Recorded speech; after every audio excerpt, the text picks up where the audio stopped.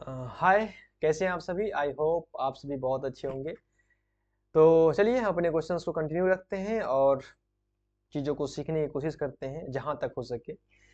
जितना दूर तक हम लोग सीख सकते हैं हम लोग सीखते रहेंगे और आपसे बात करते रहेंगे, ठीक है ना।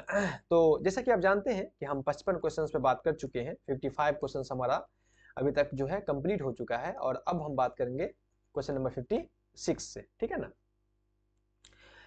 क्वेश्चन नंबर 56 आपके सामने है और हम 55 क्वेश्चंस तक बात कर चुके हैं। ये क्वेश्चन जो है 18 जून को जो एग्जाम हुआ था उसी एग्जाम का क्वेश्चन है। जो एग्जाम कैंसिल हो गया था पेपर लीक होने की वजह से, उसी का क्वेश्चन है, इस पे हम बात कर रहे हैं। आइए 56 क्वेश्चन नंबर देखते हैं और देखते हैं कि आप इसका आंसर क्या देते हैं। क्या आंसर देते हैं आप 56 क्वेश्चन नंबर का। मैं ये कह रहा हूं इसलिए तो कि चूंकि हम इस क्वेश्चन पे पहले बात कर चुके हैं। थोड़ा सा कंडीशन अलग था पहले क्वेश्चंस पे, अभी कंडीशन अलग है। क्या है कि नहीं है। अगर नहीं आपको यकीन है तो आप क्वेश्चंस जा करके प्ले लिस्ट में वीडियो को देख सकते हैं, आपको समझ में आ जाएगा कि ये क्वेश्चंस पे हम पहले बात कर चुके हैं। खैर, वहां थोड़ा सा कंडीशन अलग था, यहाँ थोड़ा सा कंडीशन चेंजेज है। तो आइए देखते हैं। कहता है स्पेस, कहता है कि is a public dedicated tool, एक पब्लिक डेडिकेटेड टूल है which enables reusers to distribute, remix, adapt and build upon the material in any medium or format with no condition। एक ऐसा टूल है, एक ऐसा पब्लिक डेडिकेटेड टूल है जो enables, जो हमें ये इजाजत देता है, ये ऑर्डर देता है, ये हमें कहता है कि आप रीयूज कर सकते हैं, डिस्ट्रीब्यूट कर सकते हैं, रिमिक्स यानी मिला सकते हैं, अडेप्ट कर सकते हैं, build upon the material of in any medium और एनी फॉर्मेट, उस पर अपने मटेरियल आप तैयार कर सकते हैं, कोई मीडियम का या कोई फॉर्मेट का। ये कौन से टूल हैं, कौन टूल है जो आपको इतना देता है इजाजत, विथ नो कंडीशन, उसमें कोई कंडीशन नहीं है, विथ नो कंडीशन के साथ। ये कौन से टूल है, कौन से लाइसेंस है, आपको पता है। ये है CC0, CC common creative zero licence, CC0। इसका आंसर हो जाएगा ऑप्शन नंबर 3, सी नंबर। आपने पहले वीडियो देखा था, आप कुछ क्वेश्चंस में आपने देखा होगा, ये क्वेश्चंस था जिसपे हम बात किए थे। उस क्वेश्चंस में यही बात था जो अगस्त में एग्जाम हुआ था। उसमें क्वेश्चन था कि वो कंटेंट को अगर आप रीयूज करें, डिस्ट्रीब्यूट करें, रिमिक्स करें, अडेप्ट करें, build upon the materials any medium और एनी फॉर्मेट, उसमें एक कंडीशन था कि उसमें था एक कंडीशन। यहां कोई कंडीशन नहीं, नो कंडीशन, लेकिन वहां एक कंडीशन था। क्या था कंडीशन? एट्रीब्यूशन का, एट्रीब्यूशन का, यानी कि जो ओरिजिनल कंटेंट है, उस ओरिजिनल कंटेंट जो बनाया है, जो क्रिएट किया ओरिजिनल कंटेंट, उसको आप उसको ओनरशिप दें, उसको बताएं कि हाँ हम यहां से कंटेंट लिए हैं, यानी उसको एट्रीब्यूशन दे, एट्रीब्यूशन। वहां क्वेश्चन था। अगर ये बात होती यहां पर, क्योंकि यहां पर नो कंडीशन है, यहां पे आपको उस जहां से कंटेंट लिए हैं उसको आपको एट्रीब्यूशन नहीं देना है। अगर देना नहीं देना, इसलिए कॉमन, इसलिए इसका आंसर होगा ये। अगर देना होता, एट्रीब्यूशन देना होता तो इसका आंसर होता डी और सी, डी और ई, डी और ई उसका आंसर होता। बात समझे कि नहीं समझे, हमने पहले बात किए थे हम इस क्वेश्चन के बारे में। तो अगर अगर उसमें कंडीशन लगा होता, ये कंडीशन की एट्रीब्यूशन देना है ओरिजिनल कंटेंट को, क्रिएटर को, ओरिजिनल क्रिएटर को एट्रीब्यूशन देना है, ये कंडीशन होता, तब आपका आंसर होता है डी नंबर और ई नंबर दोनों। क्योंकि CC BY और CC BY CA, इसमें आप चीजों को डिस्ट्रीब्यूट कर सकते हैं, रिमिक्स कर सकते हैं, अडॉप्ट कर सकते हैं, उस पर अपना कंटेंट क्रिएट कर सकते हैं, लेकिन आपको ओरिजिनल क्रिएटर जो है उसको एट्रीब्यूशन देना होता है। लेकिन यहां है नो कंडीशन, कोई कंडीशन नहीं है, आपको एट्रीब्यूशन नहीं देना है। तो ये है CC0, इसका आंसर हो जाएगा ओनली सी। और ये जो ए है और बी है ये हम बाद में बात करेंगे, अगर कंटेंट पढ़ाएंगे तो वहां बात करेंगे कि ये किस तरह का लाइसेंस है, ठीक है ना। तो आप इतना 3 तो जान गए ना, बाकी ए और बी नहीं जाने हैं तो फिर आप जान जाएंगे। आप अगर इतना जानेंगे तो आप क्वेश्चंस को टिक मार देंगे, कोई दिक्कत नहीं आपके लिए। आइए इसको समझ लेते हैं अच्छे तरीके से। कहता है कि CC0 यानी कि the creative common zero also known as the no right reserved. इसको नो राइट रिजर्व्ड कहते हैं, यानी इसमें कोई राइट्स नहीं है। नॉट ए लाइसेंस, और ये एक लाइसेंस भी नहीं है, समझिए ये लाइसेंस नहीं है बट ए लीगल टूल, एक टूल है ये एक टूल है, जैसे यहां लिखा हुआ है कि डेडिकेटेड टूल, ये एक टूल है, लाइसेंस भी नहीं है। The dedicates work to the public domain. This tool is enables, ये टूल जो है हमें ये देता है इजाजत कि reusers to distribute, remix, adapt and build upon the material. इसको आप रीयूज करें, कंटेंट को रिमिक्स करें, अडेप्ट करें, उस पर अपना कंटेंट तैयार करें, उससे कोई दिक्कत नहीं है। दिस टूल मीन्स, इस टूल का मतलब है that others can freely use, modify and distribute the work without seeking permission. बिना किसी परमिशन का आप उसके कंटेंट को मॉडिफाई करें, चेंज करें, डिस्ट्रीब्यूट करें, कोई दिक्कत नहीं है। और गिविंग एट्रीब्यूशन, आपको एट्रीब्यूशन भी नहीं देना है और ना ही आपको उससे परमिशन लेने की जरूरत है। अगर किसी कंटेंट में ये लगा हो तो आप फ्रीली उसको इस्तेमाल कर सकते हैं, ठीक है ना। इसलिए इसका आंसर हो जाएगा only C number. I hope आप बात को समझ गए होंगे। और जो डी है और जो ई है, इसमें क्या होगा, इसमें होगा कि सिर्फ आपको एट्रीब्यूट, चीजें सब वही होगी लेकिन आपको देना होगा उसको एट्रीब्यूशन, क्रेडिट, आप उसे कह सकते हैं क्रेडिट, आपको देना होगा क्रेडिट, कह सकते हैं क्रेडिट देना होगा ओरिजिनल क्रिएटर को, ठीक है ना। तो समझ गए आप। Question number 57,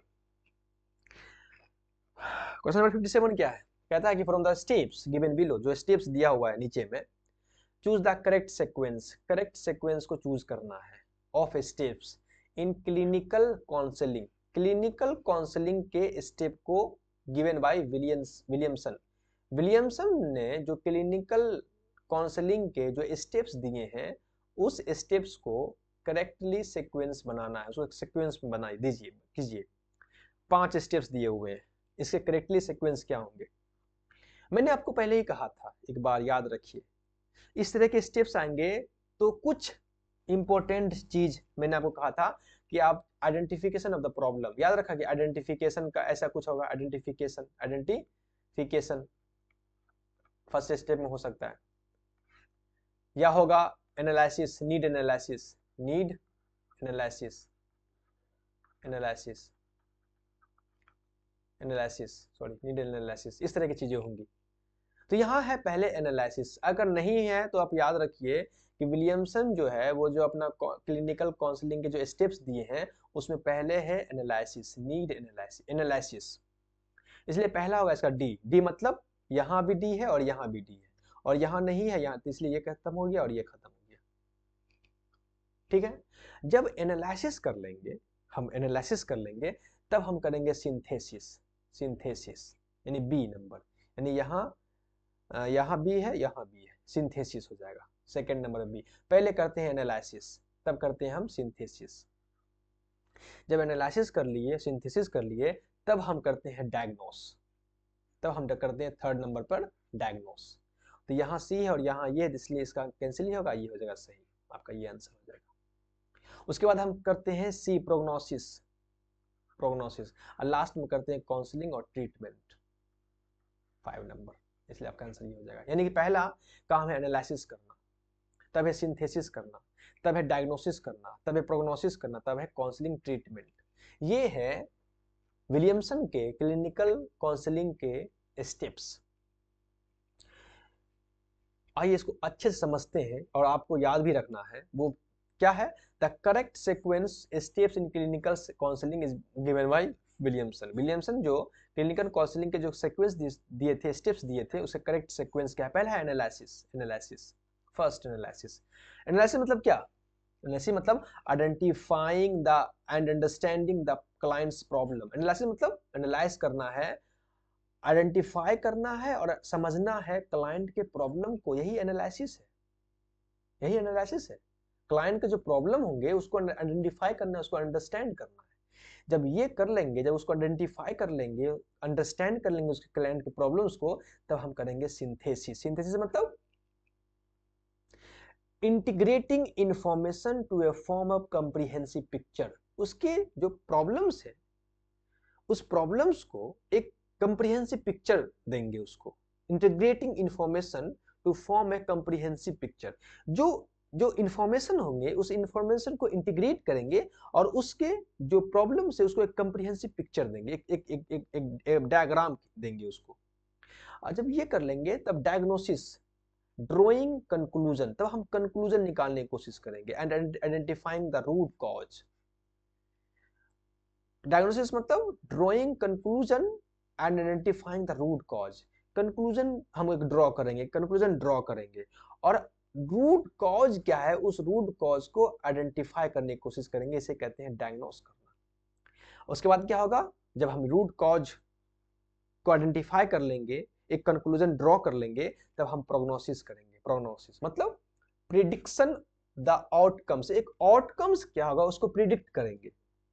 and potential future development, और फ्यूचर डेवलपमेंट कैसे इसको कर सकते हैं, उसके पूरे आउटकम्स को प्रिडिक्ट करेंगे कि क्या हमको ये क्या आउटकम्स आ सकता है। और तब लास्ट उसके बाद जाके काउंसलिंग और ट्रीटमेंट करेंगे, यानी कि developing and implementing plan to address the clients concern. यानी अब हम जाकर के काउंसलिंग स्टार्ट करेंगे और ट्रीटमेंट स्टार्ट करेंगे, यानी developing and implementation to plan. अब प्लान जो हम पूरे कर लिए हैं, अब उस प्लान को हम इंप्लीमेंट करेंगे। किस लिए? Address the clients concern, clients के कंसर्न को एड्रेस करने के लिए अब हम प्लान को इंप्लीमेंट करेंगे। तो पहले एनालाइज करेंगे, यानी आइडेंटिफाई करेंगे और क्लाइंट के प्रॉब्लम को एनालाइज करेंगे। जब प्रॉब्लम को एनालाइज कर लिए तब उसको सिंथेसाइज करेंगे, it means integrating informations to a form of comprehensive picture. जो इंफॉर्मेशंस होंगे उस इंफॉर्मेशन को कॉम्प्रिहेंसिव पिक्चर बना देंगे, उसको एक डायग्राम देंगे और तब उसके रूट कॉज को आइडेंटिफाई करने की कोशिश करेंगे डायग्नोसिस में। जब ये कर लेंगे तब हम एक आउटकम प्रिडिक्ट करेंगे कि हाँ हम ये तमाम चीजों को अप्लाई करेंगे तो ये एक आउटकम मुझे निकलेगा। और तब जब हम ये कर लेंगे तब हम कौन से तरह हम इंप्लीमेंट करेंगे प्लान, अपने पूरे प्लान को इंप्लीमेंट करेंगे। अब हम ट्रीटमेंट स्टार्ट करेंगे, यानी अब हम काउंसलिंग स्टार्ट करेंगे। ठीक है, तो this sequence follow a logical progression from understanding the problem to identify. ये जो सीक्वेंस है जो बताया है, analysis, synthesis, diagnosis, prognosis, counselling, ये सीक्वेंस जो है follow a logical progression from understanding the problem. एक लॉजिकल प्रोग्रेशन है कि किस प्रॉब्लम को अंडरस्टैंड करने के लिए, टू आइडेंटिफाई कॉज, और कॉज को आइडेंटिफाई करने के लिए, प्रिडिक्ट आउटकम, और आउटकम को प्रिडिक्ट करने के लिए, and finally taking action to address the issue, और लास्ट में हम एक्शन लेते हैं ताकि हम इशू को एड्रेस करने के लिए। ये एक लॉजिकल प्रोसेस है। किसने दिया? विलियमसन ने दिया। क्लिनिकल काउंसलिंग का एक स्टेप है, लॉजिकल प्रोसेस है, जिसमें हम प्रॉब्लम को अंडरस्टैंड करने की कोशिश करते हैं और उसके बाद हम आइडेंटिफाई करते हैं कॉज को, उसके बाद प्रिडिक्ट करते हैं द आउटकम्स को, फिर फाइनली हम टेक एक्शन लेते हैं। इस तरह से हमारा आंसर हो जाएगा first number analysis, first number analysis, second number synthesis, third number diagnosis, और फोर्थ नंबर प्रोग्नोसिस, और last and fifth number treatment, action, take action. तो आई होप आप समझ गए होंगे। नेक्स्ट क्वेश्चन पे बात करते हैं, और नेक्स्ट क्वेश्चन बहुत इजी है, बहुत इजी क्वेश्चन है। कहता है 58 नंबर क्वेश्चन कि इफ रमेश, अगर Ramesh can successfully solve 60% of question, अगर रमेश जो है वो 60% क्वेश्चन को सक्सेसफुली जो है सॉल्व कर लिया, ठीक, 60% क्वेश्चंस को, यानी 60% क्वेश्चंस को जो है वो क्या कर लिया? सॉल्व कर लिया। ठीक है, in the chapter of modern history in class 9, class 9 के मॉडर्न हिस्ट्री का चैप्टर था, ठीक है, टेस्ट ऑफ हिस्ट्री का टेस्ट हो रहा था क्लास 9th में, उसने उस चैप्टर से 90% क्वेश्चन, 60% क्वेश्चन जो है सॉल्व कर लिया। पासिंग परसेंटेज 50%, और पासिंग कितना है? पासिंग परसेंटेज क्या है? पासिंग परसेंटेज जो है वो कितना है? 50%। नहीं, 50% पे वो पास कर जाएगा, लेकिन वो 60% क्वेश्चन को सॉल्व कर लिया। It will be termed as, ये क्या कहलाता है? ये कौन सा टर्म है? यानी कि 50% पासिंग मार्क्स क्या दिया हुआ है? 50%, और उसने 60% जो है क्वेश्चन सॉल्व कर लिया। ये टर्म क्या है? याद रखिएगा, इसे कहते हैं criterion reference test. Criterion reference test. Criterion reference test क्या होता है? दो तरह के टेस्ट होते हैं, एक होता है नॉर्म रेफरेंस टेस्ट, एक होता है criterion reference test. Criterion reference test क्या होता है कि ये वो टेस्ट होते हैं जिसमें क्राइटेरिया जो है पहले से फिक्स होता है कि इतना परसेंट जो है पासिंग मार्क्स है, उसे कहते हैं क्राइटेरियन रेफरेंस टेस्ट। बात समझे? इसमें क्राइटेरिया जो है पहले से फिक्स होता है। मिसाल तौर पर जो बोर्ड के एग्जाम होते हैं, जो भी बोर्ड के एग्जाम होते हैं, बोर्ड के एग्जाम सॉरी बोर्ड के जो एग्जाम होते हैं, बोर्ड के एग्जाम, उस बोर्ड में पहले से क्राइटेरिया तय होता है कि आप 60% लाएंगे तो फर्स्ट डिवीजन करेंगे। क्राइटेरिया पहले से तय होता है। इसे जो जो एग्जाम में पहले से क्राइटेरिया तय है उस एग्जाम, वो एग्जाम कहलाता है क्राइटेरियन रेफरेंस टेस्ट। जैसे कि सीटेट का एग्जाम, सीटेट का एग्जाम, इसमें क्राइटेरिया तय है कि 90% लाएंगे आप पास कर जाएंगे, ये क्राइटेरियन रेफरेंस टेस्ट है।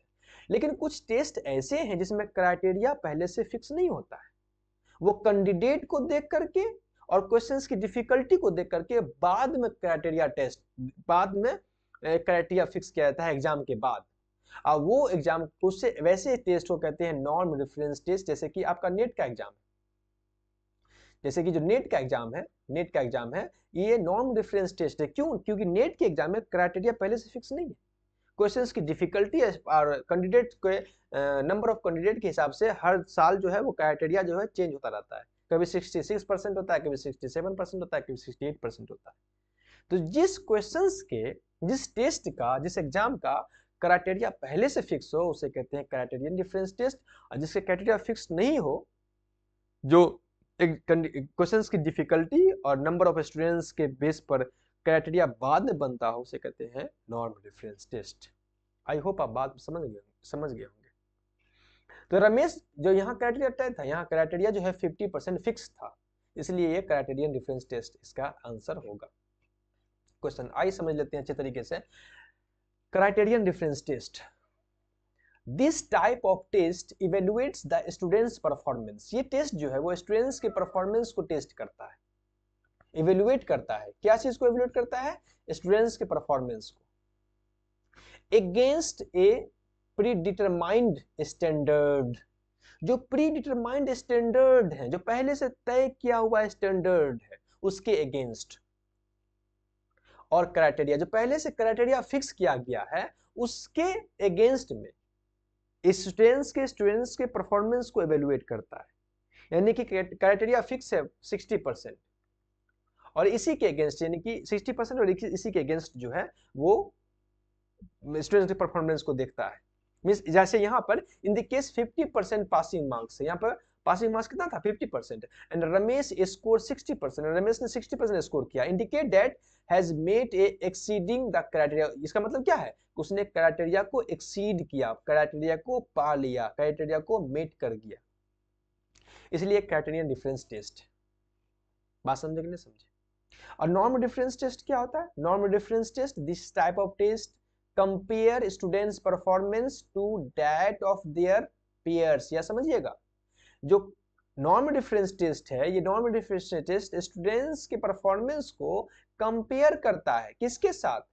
देयर पेयर्स, अपने दोस्तों के साथ, अपने दोस्तों के साथ। मिसाल तौर पर अब ये बात समझिए कि इस हम 500 लोग एग्जाम दिए हैं और 500 लोग की जो एग्जाम जो मार्क्स होता है उस मार्क्स को एक दूसरे से कंपेयर किया जाता है। यहाँ पहले से क्राइटेरिया फिक्स नहीं होता है।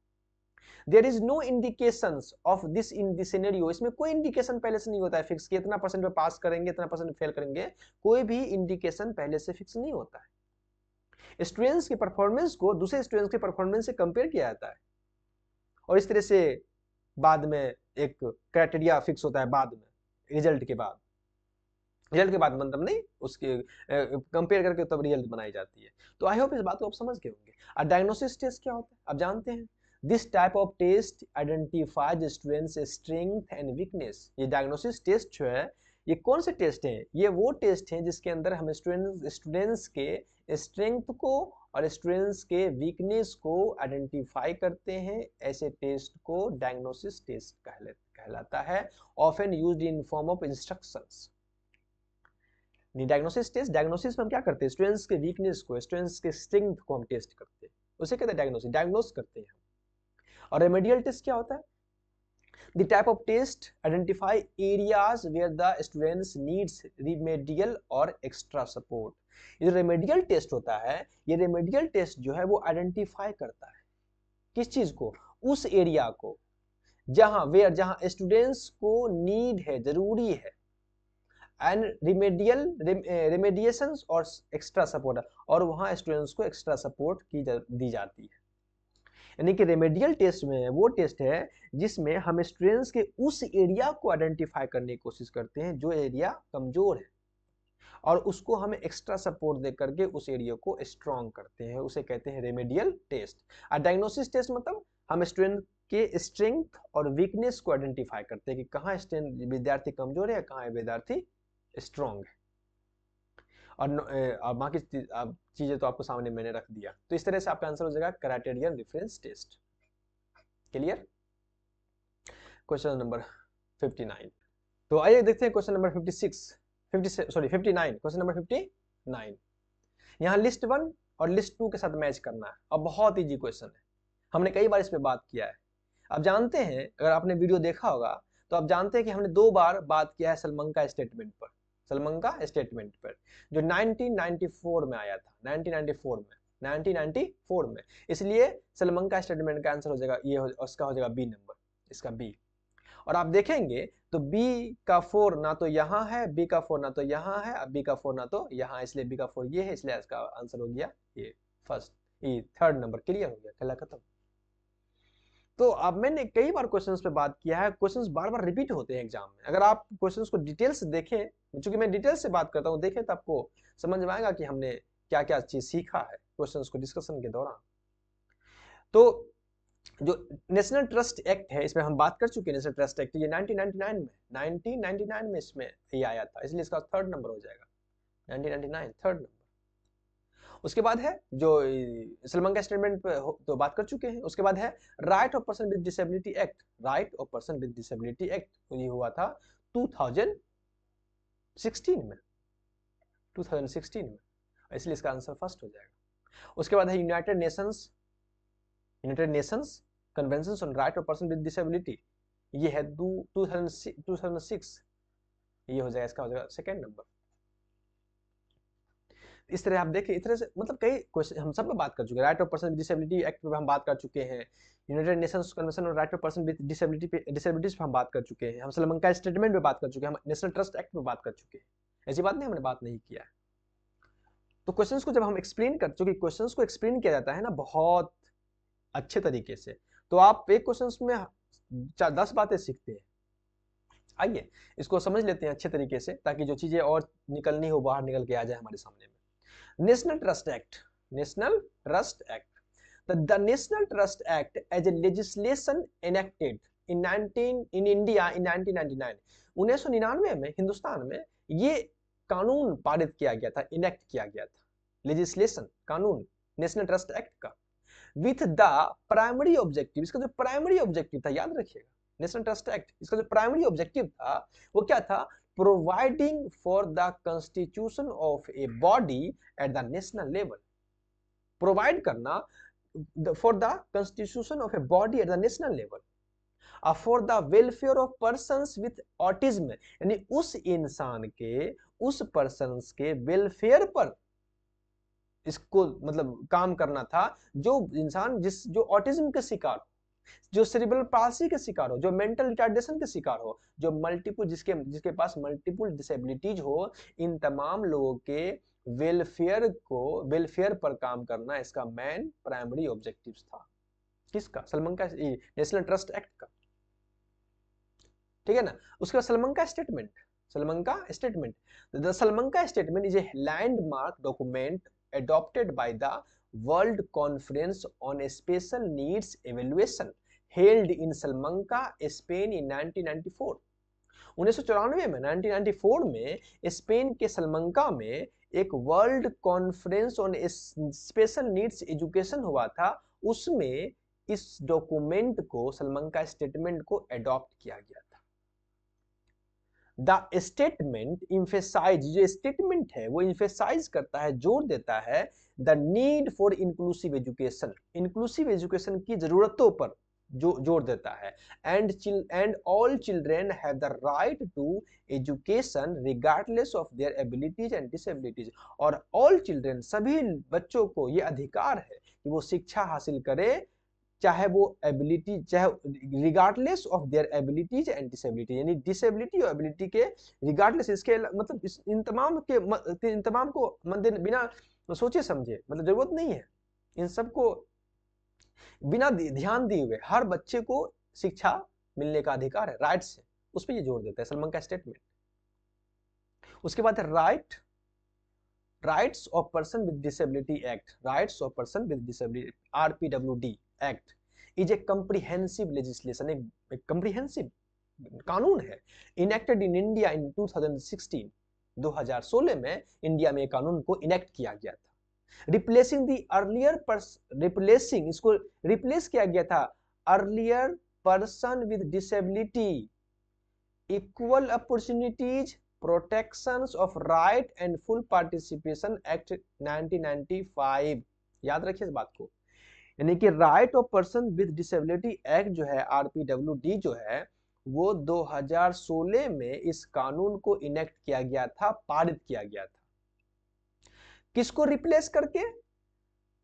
1995 में जो कानून था, कौन सा कानून? पर्सन विद डिसेबिलिटीज का कानून था, उसको रिप्लेस करके, उसको बदल करके 2016 में ये कानून पारित किया गया आरपीडब्ल्यूडी का। देखिए समझिए, जो 1995 में जो पर्सन विद डिसेबिलिटी एक्ट था उसमें 7 तरह के डिसेबिलिटी की बात की गई थी। अब इस बात को नोट कीजिएगा, 7 तरह के डिसेबिलिटी की बात की गई थी 1995 के पर्सन विद डिसेबिलिटी एक्ट में। लेकिन जब इसको रिप्लेस किया गया 2016 में ये 7 बढ़ करके 21 तरह के डिसेबिलिटी को इसमें शामिल किया गया। अब इस बात को नोट कर लीजिएगा, ठीक है ना। अच्छा, उसके बाद है the United Nations Convention on the Rights of Person with Disability UNCRPD is an international treaty, एक अंतरराष्ट्रीय ट्रीटी है, समझौता है। that aim, इसका मकसद क्या है? to promote, protect and ensure, promote करना, प्रोटेक्ट करना और इंश्योर करना full and equal enjoyment, full और इक्वल, समान, संपूर्ण और समान enjoyment of human rights by person with disabilities. वो लोग, वो पर्सन जो डिसेबिलिटीज के शिकार हैं, उन पर्सन्स को फुल एंड इक्वल इंजॉयमेंट का अधिकार देना। इन्हीं की उसको हम अलग कर देंगे।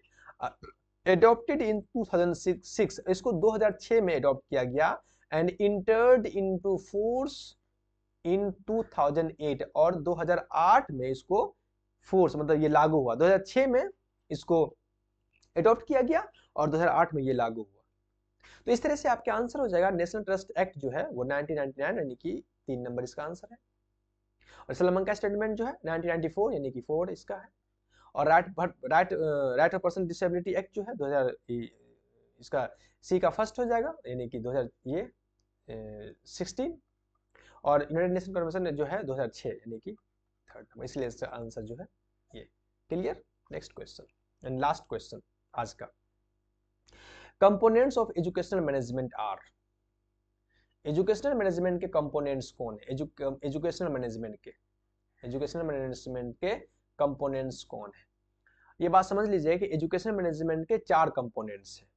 एजुकेशनल मैनेजमेंट के 4 कंपोनेंट्स हैं और उसमें एजुकेशनल थ्योरी नहीं है, ये कंपोनेंट्स नहीं है, एजुकेशनल थ्योरी नहीं है। 4 कंपोनेंट्स है एजुकेशनल मैनेजमेंट के, ठीक है ना। और यहाँ आप ये बात समझ लीजिए कि यहाँ जो है, यहाँ 3 ही दिया हुआ है, 3, इसलिए इसमें से कोई आंसर नहीं है, ये सब गलत है, ये गलत है। 4 कंपोनेंट्स एजुकेशनल मैनेजमेंट के, वो कंपोनेंट क्या है वो मैं आपको बता देता हूँ, ठीक है ना। These 4 components are commonly recognized as a 4 component of educational management। ये जो 4 कंपोनेंट है वो है एजुकेशनल डायरेक्शन, पहला कंपोनेंट एजुकेशनल डायरेक्शन। ये इसमें क्या होता है? इसमें सेटिंग गोल्स एंड ऑब्जेक्टिव्स, हम गोल को सेट करते हैं। ये क्या है? ये एजुकेशनल कंपोनेंट है, एजुकेशनल मैनेजमेंट का कंपोनेंट है, ये घटक है, घटक। पहला है एजुकेशनल डायरेक्शन, यानी कि यहाँ क्या करते हैं? डायरेक्शन में क्या करते हैं? हम गोल सेटिंग करते हैं, या objective and policies for educational institutions. जो एजुकेशनल इंस्टीट्यूशंस है उसकी पॉलिसीज, उसके ऑब्जेक्टिव्स, उसके गोल को सेट करते हैं एजुकेशनल डायरेक्शन में। और फिर एजुकेशनल मेजरमेंट, ये यहाँ क्या करते हैं, assessing students learning progress and achievement, students के लर्निंग को, उसके प्रोग्रेस को, उसके अचीवमेंट को असेस करते हैं। और उसके बाद है एजुकेशनल इवेल्युएशन, अब उसको judging the effectiveness of educational programme, जो एजुकेशनल प्रोग्राम हम किए हैं उसके इफेक्टिवनेस को हम जज करते हैं, एक्टिविटीज को एंड आउटकम्स को हम इवेल्युएट करते हैं, जज करते हैं, उसके इफेक्टिवनेस को हम टेस्ट करते हैं, देखते हैं। लास्ट में है एजुकेशनल कंट्रोल, एजुकेशनल कंट्रोल मतलब रेगुलेटिंग एंड मॉनिटरिंग, अब कंट्रोल रेगुलेट करेंगे या मॉनिटर करते रहेंगे एजुकेशनल प्रोसेस को, and ensure quality and standard, उसके क्वालिटी को, उसके स्टैंडर्ड को इंश्योर करेंगे कि क्या उसका क्वालिटी, उसकी स्टैंडर्ड जो है बनी हुई है कि नहीं है। ये 4 कंपोनेंट है एजुकेशनल मैनेजमेंट के, 4 कंपोनेंट। एक है direction, first is direction which means यहाँ हम एजुकेशनल जो इंस्टीट्यूशन है उसके गोल को सेटिंग करते हैं या ऑब्जेक्टिव को सेटिंग करते हैं या पॉलिसीज को बनाते हैं। उसके बाद एजुकेशनल मेजरमेंट, मेजरमेंट में हम क्या करते हैं कि स्टूडेंट की जो प्रोग्रेस है, जो उसके अचीवमेंट है, उसको हम मेजर करते हैं, उसको हम एसेस करते हैं। उसके बाद एजुकेशनल इवेल्युएशन, इसमें हम क्या करते हैं, जो इवेल्युएट करते हैं, जो एजुकेशनल प्रोग्राम है, जो एक्टिविटीज है, जो आउटकम है, उसके इफेक्टिवनेस को हम जज करते हैं, इवेल्युएट करते हैं। और एजुकेशनल कंट्रोल अब यहाँ करते हैं, हम मॉनिटर करते हैं, हम एजुकेशनल प्रोसेस जो है उसको मॉनिटर करते हैं, उसको रेगुलेट करते हैं, और ये इंश्योर करते हैं कि जो क्वालिटी तय की गई थी या जो स्टैंडर्ड तय किया गया था वो स्टैंडर्ड बना हुआ है कि नहीं है, इसको हम कंट्रोल करते हैं, मॉनिटर करते हैं। ये 4 कंपोनेंट है एजुकेशनल मैनेजमेंट के, ठीक है ना। तो पहला हो गया डायरेक्शन, फर्स्ट इज डायरेक्शन, ठीक है, and second is measurement, and third is evaluation, and fourth is control. ये 4 जो है एजुकेशनल के मैनेजमेंट के कंपोनेंट, इसमें ये आंसर गलत दिया हुआ था। तो इस तरह से हमारा क्वेश्चन जो है 60 जो है यहाँ कंप्लीट होता है, क्वेश्चन नंबर 60 इज कंप्लीट, ठीक है। हम नेक्स्ट वीडियो में बात करेंगे क्वेश्चन नंबर 61 से, जहां तक हम बात कर 61 से जानते हैं 61 से 65 तक हम बात करते हैं, यानी हर वीडियो में 5 क्वेश्चन की बात करते हैं। तो इस तरह से हम 60 क्वेश्चन को कंप्लीट कर चुके हैं, और अब मुझे यकीन है कि आप इस 60 क्वेश्चन में बहुत कुछ सीखे होंगे, और प्लस जो 100 वीडियोज 100 क्वेश्चन जो 20 वीडियो के प्लेलिस्ट में पड़े हुए हैं उसको देख करके भी आप बहुत कुछ सीखे होंगे। आप वीडियो को देखें आराम से, सारे वीडियो को देखें आराम से, एक बार नहीं 2 बार देखें, 2 बार नहीं 3 बार देखें, आपको कहीं कंटेंट पढ़ने की जरूरत नहीं होगी। इसी वीडियो में आपको इतने कंटेंट मिल जाएंगे कि आप संभाल नहीं सकते हैं कंटेंट को। तो क्वेश्चंस को डील करते रहें, पढ़ते रहें, समझते रहें, और अगर आप चाहते हैं कि आपके दोस्त भी सीखें अच्छे से आपके जैसा, तो प्लीज़ वीडियो को शेयर कर सकते हैं और सब्सक्राइब कर सकते हैं। मिलते हैं नेक्स्ट वीडियो में, तब तक के लिए अपना ख्याल रखें। Okay bye.